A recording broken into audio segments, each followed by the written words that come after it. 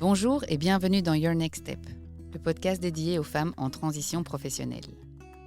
Vous sentez-vous perdue, frustrée ou insatisfaite dans votre travail actuel? Avez-vous l'impression de ne plus trouver de sens dans votre mission quotidienne?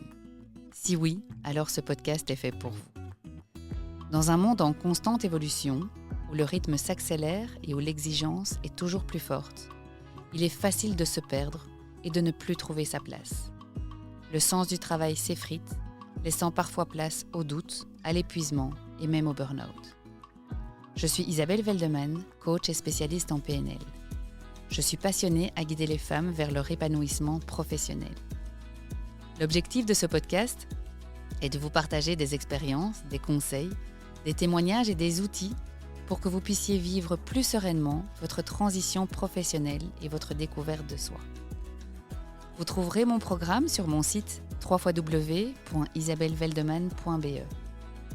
Ensemble, créons une communauté de femmes solidaires et motivées où chacune pourra trouver le soutien et l'inspiration nécessaires pour réaliser ses rêves professionnels. N'oubliez jamais, vous n'êtes pas seul. Il est temps de passer à l'action et de prendre votre avenir en main. Votre prochain pas commence ici.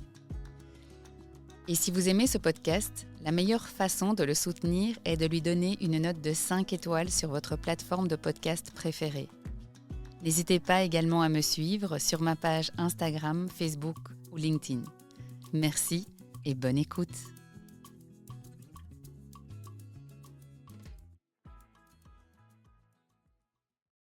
Bonjour et bienvenue dans l'épisode d'aujourd'hui de Your Next Step. Le sujet que je voudrais traiter avec toi aujourd'hui, c'est comprendre ses besoins personnels pour pouvoir déterminer ce qu'on souhaite réellement dans notre vie professionnelle. Voilà une phrase qui est bien longue. En gros, il est question ici de remettre au centre nos besoins. Je sais que ce n'est pas toujours facile de savoir ce qui nous convient dans notre carrière, surtout quand on ne sait pas exactement ce dont on a besoin pour se sentir épanoui. À travers cet épisode, je te propose de prendre un moment pour explorer ce qui, au fond, te nourrit et te motive. Ensemble, on va explorer ce qu'on entend par des besoins personnels, pourquoi ils sont si importants à clarifier et comment les appliquer dans notre vie professionnelle. Alors j'espère que tu es installé bien confortablement pour ce petit moment qu'on va passer ensemble. Ce voyage intérieur va, je l'espère, t'apporter de la clarté et te guider pour avancer avec plus de sérénité et de confiance dans tes choix professionnels. Tout d'abord, qu'est-ce qu'un besoin personnel? Quand on parle de besoin personnel, à quoi pense-t-on exactement? C'est une question qui peut paraître simple, mais en réalité, elle va bien au-delà de nos envies ou de ce qu'on pourrait appeler des caprices. Il faut savoir que nos besoins sont vraiment des éléments fondamentaux qui nous permettent de nous sentir bien, équilibrés et en harmonie avec nous-mêmes. Ils sont comme un socle de notre bien-être. On peut penser aux besoins personnels comme des choses dont on a besoin pour vivre pleinement, pour être en paix, pour évoluer dans un environnement où on se sent en sécurité. Comme je le disais, ça va bien au-delà de nos désirs et de nos envies. Quand on parle de besoins, d'ailleurs, on fait souvent référence à la pyramide de Maslow, qui a donné donc une définition assez claire des différents besoins qu'on peut avoir dans la vie, des plus basiques, je dirais, aux plus élevés. Alors, si on reprend ça dans un contexte professionnel, c'est vraiment un super outil pour comprendre ce qui nous motive et peut-être aussi à comprendre quel besoin n'est pas respecté. C'est-à-dire qu'au bas de la pyramide, on a ce qu'on appelle les besoins physiologiques, qui sont vraiment la respiration, le sommeil. Mais si je reprends le lien avec la vie professionnelle, ça va être la sécurité financière, les conditions de travail. Tout ce qui va être lié à aux besoins de base qu'on a dans notre travail. Le deuxième élément, ça va être le besoin de sécurité, plus précisément, c'est-à-dire la stabilité de l'emploi, l'environnement de travail sain.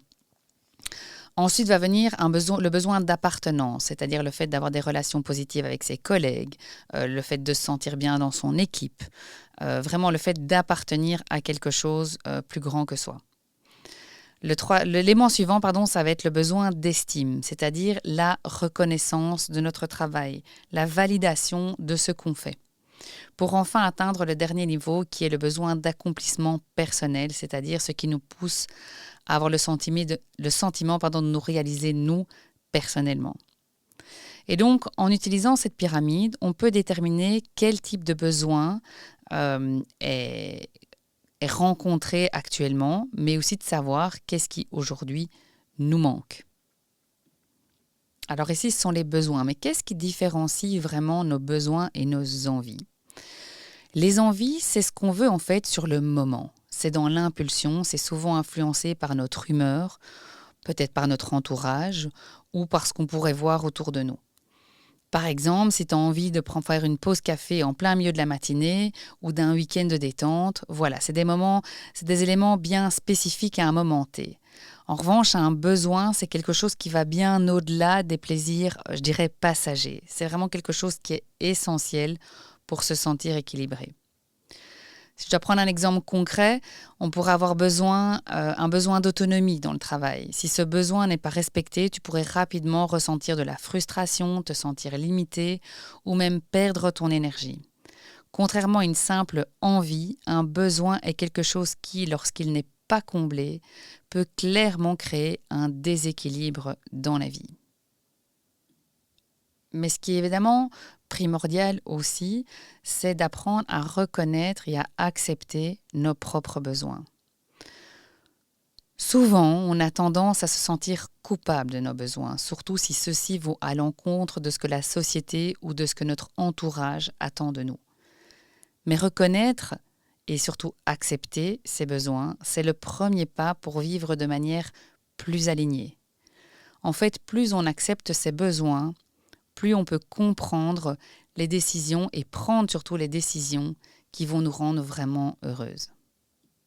Donc, comme je l'ai dit plus haut, nos besoins personnels ont un impact direct sur notre bien-être, que ce soit dans notre vie professionnelle ou personnelle.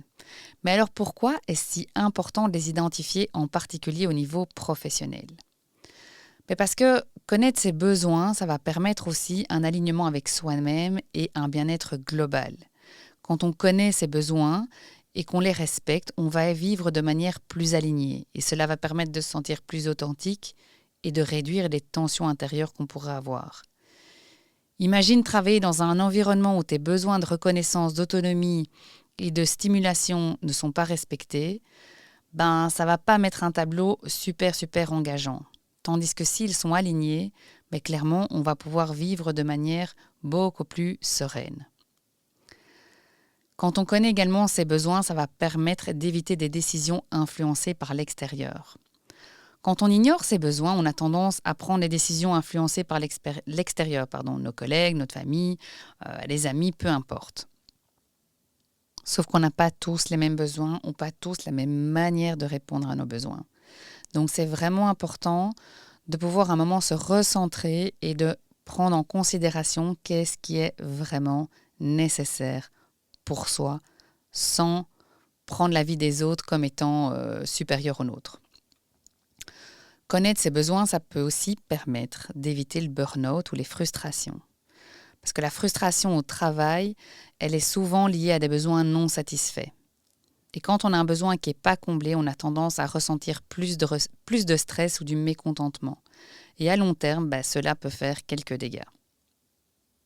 Donc tu l'auras compris, il est clairement important de reconnaître ses besoins. Mais concrètement, comment fait-on pour les identifier ? Alors c'est pas toujours simple. Et cela demande en fait un peu de temps et de l'introspection. Alors ici, je vais te proposer quelques petits trucs et quelques manières de pouvoir t'aider à y voir plus clair. Alors, premièrement, pose-toi déjà la question, qu'est-ce qui, au quotidien, dans ta vie en général, quelles sont les choses qui te donnent de l'énergie ? Et, à contrario, quelles sont celles qui te drainent ? Il faut savoir qu'en général, les choses qui nous donnent de l'énergie sont des choses qui vont fatalement donc répondre à nos besoins. Alors que quand ça va nous drainer, quand ça va vraiment nous plomber, c'est que ce sont en général des choses qui ne vont pas aller en accord avec nos besoins fondamentaux. Une deuxième chose qui peut être faite, c'est d'utiliser un journal de bord ou un petit carnet de gratitude. C'est le fait de prendre le temps de noter qu'est-ce qui nous a plu aujourd'hui, qu'est-ce qui a rempli, entre guillemets, notre verre, mais de manière positive, fatalement, pour pouvoir mettre en avant qu'est-ce qui nous a fait vraiment du bien. En fait, ce qui va être important ici de réaliser, c'est que ce qui va être question ici de reprendre le temps. C'est pas toujours un temps, on ne te demande pas de prendre 2 heures sur ta journée, mais à plein de petits moments sur ta journée, de te poser la question: de quoi ai-je besoin? De quoi ai-je besoin? De quoi ai-je besoin? C'est vraiment remettre ça au quotidien, dans ta routine, pour que tu puisses doucement rentrer à nouveau en connexion avec cela. C'est pour ça qu'aujourd'hui, c'est souvent compliqué, parce que ce n'est pas quelque chose qu'on a tendance à remettre fort en avant dans notre quotidien. Comme je le disais un petit peu plus haut, aujourd'hui, on prend les besoins, avoir des besoins comme étant quelque chose qui doit être secret, c'est pas OK, il faut les cacher, etc. Non, avoir un besoin, ça ne veut pas dire écraser tout le monde pour pouvoir y répondre, c'est déjà en avoir conscience. Et une fois qu'on en aura conscience, alors il va pouvoir être question de se demander comment est-ce que je peux les mettre, comment est-ce que je peux les respecter, comment est-ce que je peux trouver des solutions pour pouvoir y répondre.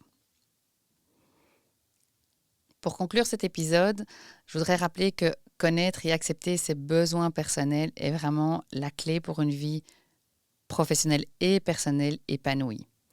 En étant clair sur ce qui est important pour toi, tu pourras faire des choix plus conscients, plus alignés et surtout plus satisfaisants. Mais pour ça, il est primordial de savoir et de connaître tes propres besoins. Et cela, ça se fait, comme toujours, petit pas par petit pas. Teste ça sur chaque petite décision que tu pourrais te poser dès le matin entre ce que tu vas mettre comme vêtements ou ce que tu auras envie de manger. De quoi est-ce que tu as besoin pour que cela te convienne. Personnellement, je trouve que comprendre aussi les sensations de notre corps, c'est aussi un outil assez magique. Quand on sent qu'il y a quelque chose de désagréable, qu'il y a quelque chose qui ne semble pas tout à fait OK, on creuse. C'est souvent, je ne vais pas dire toujours, mais souvent qu'il y a un besoin qui n'est pas respecté. Donc, essaye de comprendre ce que ton corps et ton inconscient essayent de te transmettre. Ça ne veut pas dire que tu pourras en toutes circonstances suivre ton ressenti. C'est clair que certains jours, dans certaines situations, on n'aura pas trop le choix et on avancera quand même, mais c'est OK. Mais déjà, savoir qu'il y a un besoin qui n'est pas respecté, c'est aussi déjà un premier pas en avant. Je voulais aussi terminer cet épisode en te disant que tant mieux si tu arrives déjà à bien connaître tes besoins, mais si ça te semble compliqué, c'est pas grave, c'est un apprentissage. On n'a pas vraiment été éduqué à ça. Alors commence doucement, à ton rythme, et demande-toi régulièrement de quoi ai-je vraiment besoin quand quelque chose n'est pas OK pour toi. Voilà pour l'épisode d'aujourd'hui. Merci de m'avoir écouté. J'espère qu'il t'aura apporté des clés pour apprendre à mieux connaître tes besoins dans ta vie professionnelle et personnelle. N'hésite pas à t'inscrire à ma newsletter pour ne rien manquer de l'actualité. Télécharge également gratuitement ton workbook sur www.isabelleveldeman.be et découvre les étapes pour fixer tes objectifs de manière optimale. Et si cet épisode t'a plu, n'hésite pas à le partager et à laisser un commentaire pour que d'autres puissent le trouver facilement. Encore une fois, merci de m'avoir écouté et de me suivre. Je te souhaite une très belle journée et je te dis à très bientôt.